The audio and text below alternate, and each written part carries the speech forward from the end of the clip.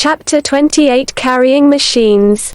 The reflecting observer delights occasionally to shift the scenes of the present stage and bring to the front the processions of the past. That famous triumphal one, for instance, of Ptolemy of Philadelphus, at Alexandria, about 270 BC, then in the midst of his power and glory, in which there were chariots and cumbrous wagons drawn by elephants and goats, antelopes, oryxes, buffaloes, ostriches, gnus and zebras, then a tribe of the Scythians, when with many scores of oxen they were shifting their light, big round houses, made of felt cloth and mounted on road carts, to a new camping place, next a wild, mad dash of the Roman charioteers around the amphitheatre, or a triumphal march with chariots of carved ivory bearing aloft the ensigns of victory, and now an army of the ancient Britons driving through these same charioteers of Caesar with their own rude chariots, having sharp hooks and crooked iron blades extending from their axles, now a lady's chair, of the 14th century, the state carriage of the time with a long, wooden-roofed and windowed body, having a door at each end, resting on a cumbrous frame without springs, and the axles united rigidly to a long reach. Next comes a line of imposing clumsy state coaches of the 16th century, with bodies provided with pillars to support the roof, and adorned with curtains of cloth and leather, but still destitute of springs, and here in stately approach comes a line of more curious and more comfortable, royal coaches, of the 17th century, when springs were for the first time introduced, and now rumbles forward a line of those famous old English stage coaches originated in the 17th century, which were 2 days flying from Oxford to London, a distance of 55 miles, but a scene in the next century shows these ponderous vehicles greatly improved, and the modern English stage mail coaches of Parma in line. Referring to Parma's coaches, Knight says, Parma, according to De Quincey, was twice as great a man as Galileo, because he not only invented mail coaches of more general practical utility than Jupiter's satellites, but married the daughter of a duke, and succeeded in getting the post office to use them.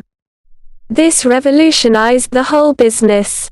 The coaches were built with steel springs, windows of great strength and lightness combined, boots for the baggage, seats for a few outside passengers, and a guard with a grand uniform, to protect the mail and stand for the dignity of His Majesty's government.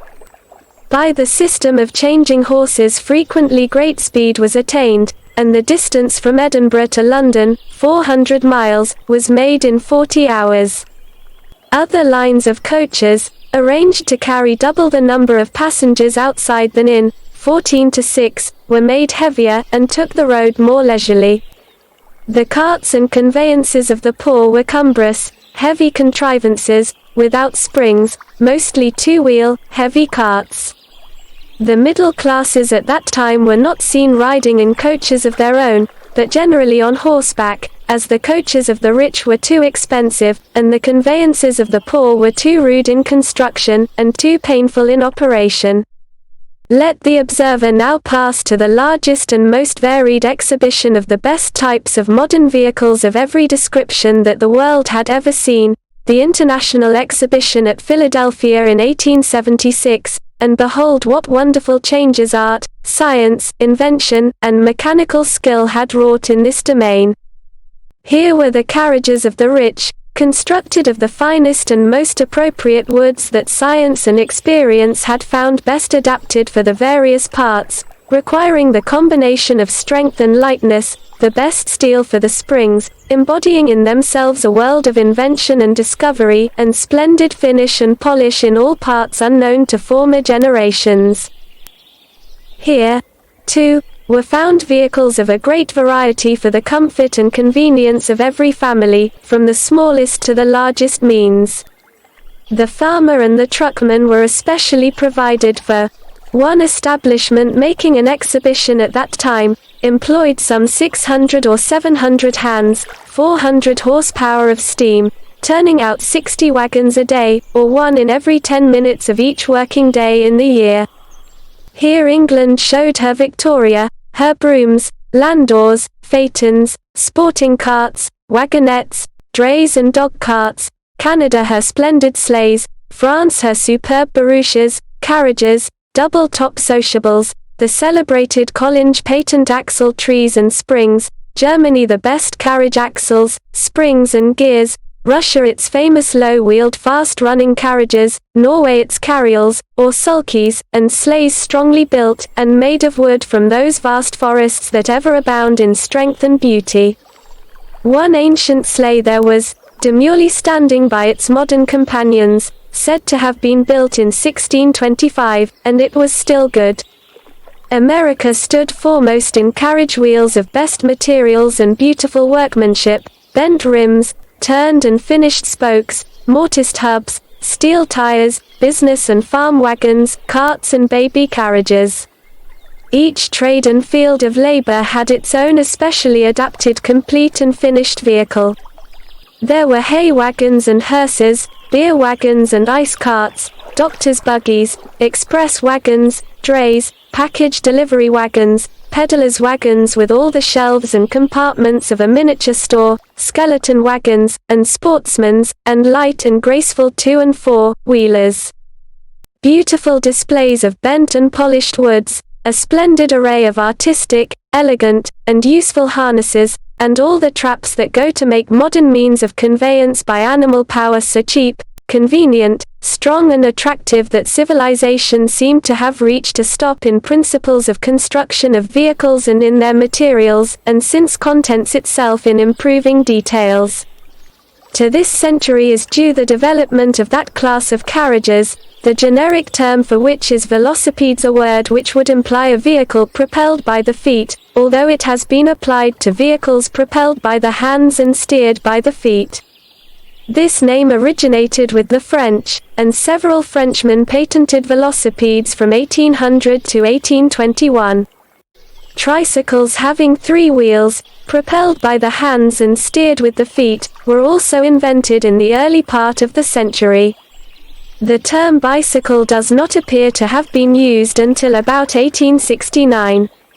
Although such structures had been referred to in publications before, yet the modern bicycle appears to have been first practically constructed in Germany. In 1816 Baron von Drees of Mannheim made a vehicle consisting of 2 wheels arranged one before the other, and connected by a bar, the forward wheel axled in a fork which was swiveled to the front end of the bar and had handles to guide the machine, with a seat on the bar midway between the 2 wheels and arranged so that the driver should bestride the bar. But there was no support for the rider's feet, and the vehicle was propelled by thrusting his feet alternately against the ground. This machine was called the Draisen, and undoubtedly was the progenitor of the modern bicycle. Dennis Johnson patented in England in 1818 a similar vehicle which he named the pedestrian curricle. Another style was called the dandy horse. Another form was that of Gompertz in England in 1821, who contrived a segmental rack connected with a frame over the front wheel and engaging a pinion on the wheel axle. With some improvements added by others, the vehicle came into quite extensive and popular use in some of the cities in Europe and America. It was also named the dandy and the hobby horse. Treadles were subsequently applied, but after a time the machine fell into disuse and was apparently forgotten. In 1863, however, the idea was revived by a Frenchman, Michaud, who added the crank to the front wheel axle of the Draisen, also called the Célérifère.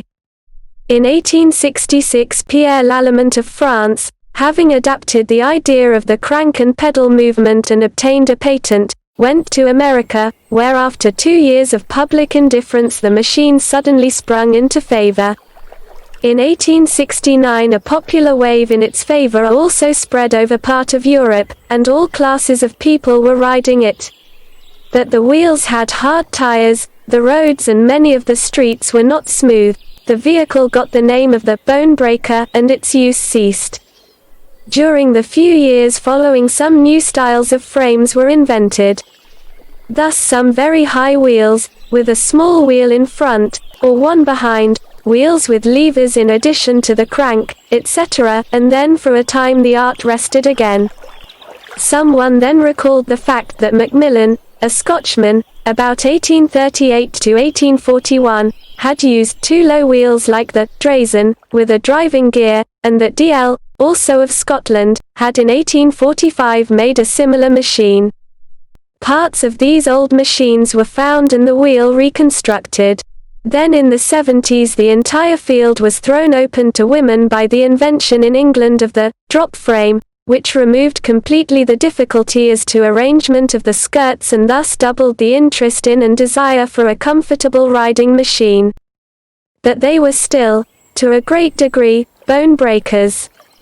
Then J.B. Dunlop, a veterinary surgeon of Belfast, Ireland, in order to meet the complaints of his son that the wheel was too hard, thought of the pneumatic rubber tire and applied it with great success. This was a very notable and original reinvention. A reinvention, because a man, born before his time, had invented and patented the pneumatic tire more than 40 years before. It was not wanted then and everybody had forgotten it. This man was Robert William Thompson, a civil engineer of Adelphi, Middlesex County, England. In 1845 he obtained a patent in England, and shortly after in the United States. In both patents he describes how he proposed to make a tire for all kinds of vehicles consisting of a hollow rubber tube, with an inner mixed canvas and rubber lining, a tube and a screw cup by which to inflate it, and several ways for preventing punctures. To obviate the bad results of punctures he proposed also to make his tire in sectional compartments, so that if one compartment was punctured the others would still hold good. He also proposed to use vulcanized rubber, thus utilizing the then very recent discovery of Goodyear of mixing sulfur with soft rubber, and to apply the same to the canvas lining. And, now, when the last decade of the century had been reached, and after a century's hard work by the inventors, the present wonderful vehicle, known as the safety bicycle, had obtained a successful and permanent foothold among the vehicles of mankind. Proper proportions, low wheels, chain gearing, treadles, pedals and cranks, cushion and pneumatic tires, drop frames, steel spokes like a spider's web, ball bearings for the crank and axle parts, a spring-supported cushioned seat which could be raised or lowered, adjustable handles, and the clearest-brained scientific mechanics to construct all parts from the best materials and with mathematical exactness. All this has been done. To these accomplishments have been added a great variety of tires to prevent wear and puncturing, among which are self-healing tires, having a lining of viscous or plastic rubber to close up automatically the air holes. Many ways of clamping the tire to the rim have been contrived. So have brakes of various descriptions, some consisting of discs on the driving shaft, brought into frictional contact by a touch of the toe on the pedal, as a substitute for those applied to the surface of the tire, known as spoon brakes, saddles, speed gearings, men's machines in which by the removal of the upper bar the machine is converted into one for the use of women, the substitution of the direct action, consisting of beveled gearing for the sprocket chain, etc., etc. The ideas of William Thompson as to pneumatic and cushioned tires are now, after a lapse of 50 years, generally adopted. Even sportsmen were glad to seize upon them, and wheels of sulkies, provided with the pneumatic tires, have enabled them to lower the record of trotting horses. Their use on many other vehicles has accomplished his objects, of lessening the power required to draw carriages, rendering the motion easier, and diminishing the noise. It is impossible to overlook the fact in connection with this subject that the processes and machinery especially invented to make the various parts of a bicycle are as wonderful as the wheel itself. Counting the spokes there are, it is estimated, more than 300 different parts in such a wheel. The best and latest inventions and discoveries in the making of metals, wood, rubber and leather have been drawn upon in supplying these useful carriers. And what a revolution they have produced in the making of good roads, the saving of time, the dispatch of business, and more than all else, in the increase of the pleasure, the health and the amusement of mankind. It was quite natural that when the rubber cushion and pneumatic tires rounded the pleasure of easy and noiseless riding in vehicles that motor vehicles should be revived and improved. So we have the automobiles in great variety. Invention has been and is still being greatly exercised as to the best motive power, in the adaptation of electric motors, oil and gasoline or vapor engines, springs and air pumps, in attempts to reduce the number of complicated parts, and to render less strenuous the mental and muscular strain of the operator. Traction engines. The old road engines that antedated the locomotives are being revived, and new ideas springing from other arts are being incorporated in these useful machines to render them more available than in former generations. Many of the principles and features of motor vehicles, but on a heavier scale, are being introduced to adapt them to the drawing of far heavier loads. Late devices comprise a spring link between the power and the traction wheel to prevent too sudden a start, and permit a yielding motion, steering devices by which the power of the engine is used to steer the machine, an application of convenient and easily worked brakes. An example of a modern traction engine may be found attached to one or more heavy cars adapted for street work, and on which may be found apparatus for making the mixed materials of which the roadbed is to be constructed, and all of which is moved along as the road or street surface is completed. When these fine roads become the possession of a country, light traction engines for passenger traffic will be found largely supplanting the horse and the steam railroad engines. Brakes, railway and electric, have already been referred to in the proper chapters. In the latest system of railroading, greater attention has been paid to the lives and limbs of those employed as workmen on the trains, especially to those of brakemen. And if corporations have been slow to adopt such merciful devices, legislatures have stepped in to help the matter. One great source of accidents in this respect has been due to the necessity of the brakemen entering between the cars while they are in motion to couple them by hand. This is now being abolished by automatic couplers, by which, when the locking means have been withdrawn from connection or thrown up, they will be so held until the cars meet again, when the locking parts on the respective cars will be automatically thrown and locked, as easily and on the same principle as the hand of one man may clasp the hand of another. The comfort of passengers and the safety of freight have also been greatly increased by the invention of buffers on railroad cars and trains to prevent sudden and violent concussion. Fluid pressure car buffers, in which a constant supply of fluid under pressure is provided by a pump or train pipe connected to the engine, is one of a great variety. Another notable improvement in this line is the splendid vestibule trains, in which the cars are connected to one another by enclosed passages and which at their meeting ends are provided with yieldingly supported door-like frames engaging one another by frictional contact, usually, whereby the shock and rocking of cars are prevented in starting and stopping, and their oscillation reduced to a minimum.